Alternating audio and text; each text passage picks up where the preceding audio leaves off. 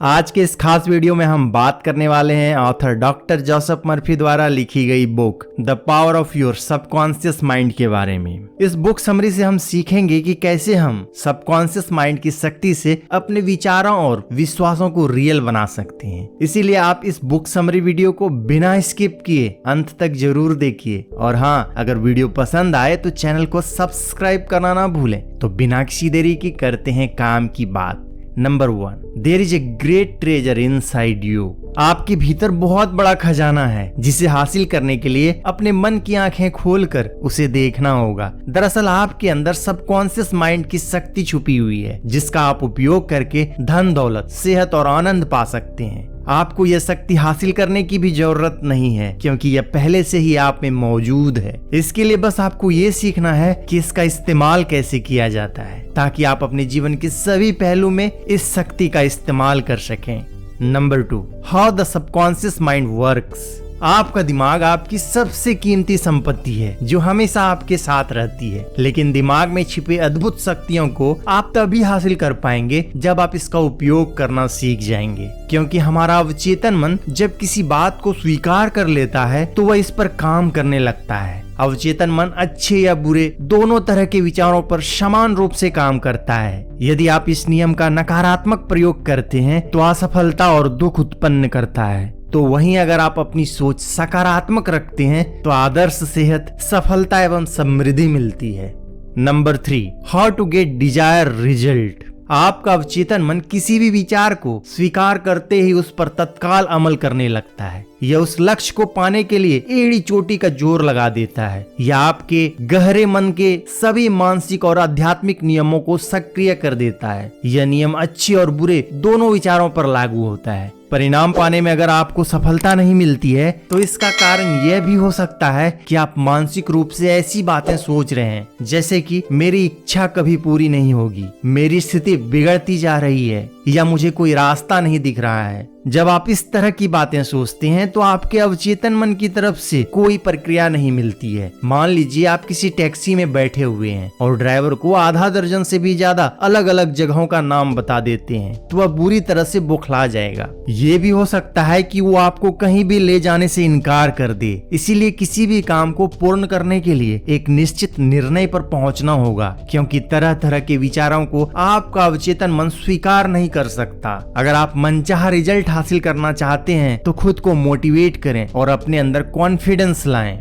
Number 4, how to use subconscious power to get wealth. आपने अपने जीवन में ऐसे भी लोगों को देखा होगा जो हफ्ते में कुछ ही घंटे काम करके बहुत सारे पैसे कमाते हैं। इसलिए आप इस बात पर बिल्कुल यकीन न करें कि दौलतमंद बनने का इकलौता तरीका कड़ी मेहनत करना है। इस बात को समझाने के लिए ऑथर एक कहानी बताते हैं जिसमें वो कहते हैं कि मैं एक ऐसे व्यक्ति को जानता हूँ जिसकी सैलरी लाखों में है। उसने मुझसे कहा कि मैंने अपने अवचेतन मन को विश्वास दिलाया था कि वह लाखों रुपए सैलरी पाने का हकदार है। इसके अलावा उसने यह भी बताया कि उसकी कंपनी में ऐसे भी लोग हैं जिनकी तनख्वाह मेरी तनख्वाह से 10% है। हालांकि वे लोग बिजनेस के बारे में मुझसे ज्यादा जानते हैं, लेकिन उन लोगों के अंदर इससे ज्यादा पाने की ना तो महत्वाकांक्षा है और ना ही अपने अवचेतन मन के आश्चर्य में उनकी रुचि है। इसलिए इस बात का हमेशा ध्यान रखें कि दौलत की भावना रखने से ही दौलत आती है। ऐसे में आप हर वक्त यह बात याद रखें कि आपका अवचेतन मन किसी बैंक की तरह है। यह हर उस चीज को बढ़ा देता है जो भी आप इसमें जमा करते हैं। Number 5, your subconscious mind is a partner in success. Author सफल होने के लिए 3 स्टेप बताते हैं। पहले स्टेप में आपको उस चीज का पता लगाना है जिससे आप प्रेम करते हैं, क्योंकि जब तक आप अपने काम से प्रेम नहीं करेंगे तो संभवतः तब तक आप उसमें सफल नहीं हो पाएंगे।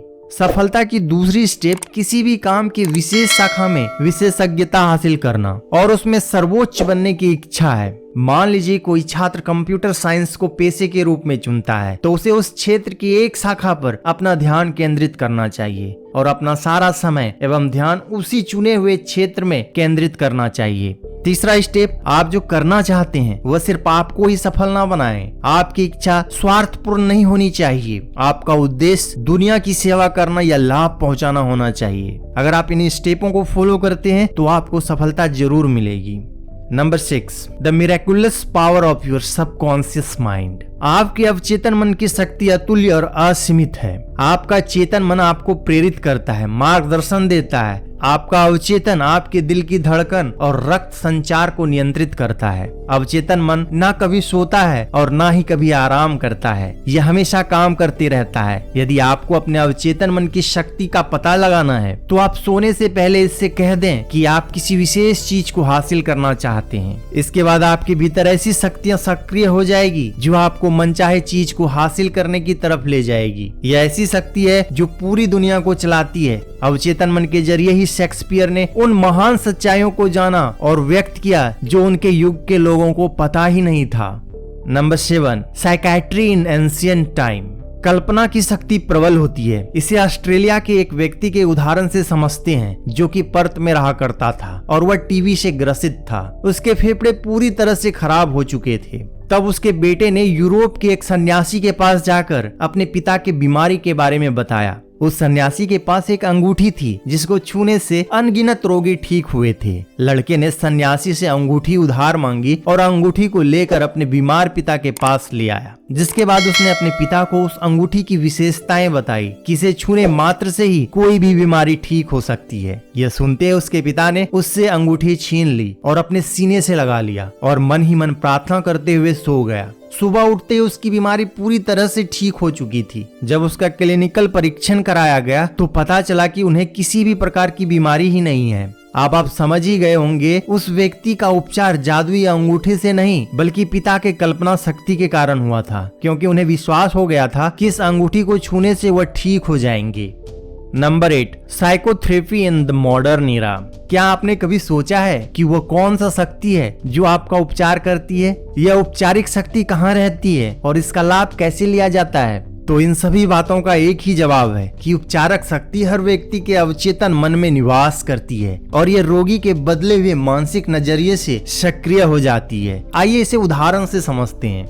2006 में एक आदमी को दाहिने पैर में लकवा मार गया। उसे उपचार के लिए डॉक्टर के पास ले जाया गया तो डॉक्टर ने उसके पैरों पर एक थेरेपी मशीन रख के कहा कि एक नया इंस्ट्रूमेंट है जिसका उपयोग से उसका पैर पूरी तरह से ठीक हो जाएगा। और देखते ही देखते कुछ ही मिनटों में उसके पैरों का लकवा बिल्कुल ठीक हो गया। वह व्यक्ति अच्छी तरह से चलने भी लगा। दोस्तों, किसी भी बीमारी से ठीक होना हमारे मानसिक नजरिए पर निर्भर करता है, क्योंकि अगर हम मान लेते हैं कि हम इस बीमारी से ठीक हो रहे हैं तो हमारा सबकॉन्शियस माइंड हमारे द्वारा कही गई बातों पर यकीन कर लेता है और उसी तरीके से एक्ट करने लगता है। तो दोस्तों, ये थे ऑथर डॉक्टर जोसेफ मर्फी द्वारा लिखी गई book the power of your subconscious mind की बुक समरी। आपको हमारी ये वीडियो कैसी लगी हमें कमेंट करके जरूर बताएं। वीडियो को लाइक करें, शेयर करें और चैनल को सब्सक्राइब करना ना भूलें। तो मिलते हैं नेक्स्ट वीडियो में। Thanks for watching.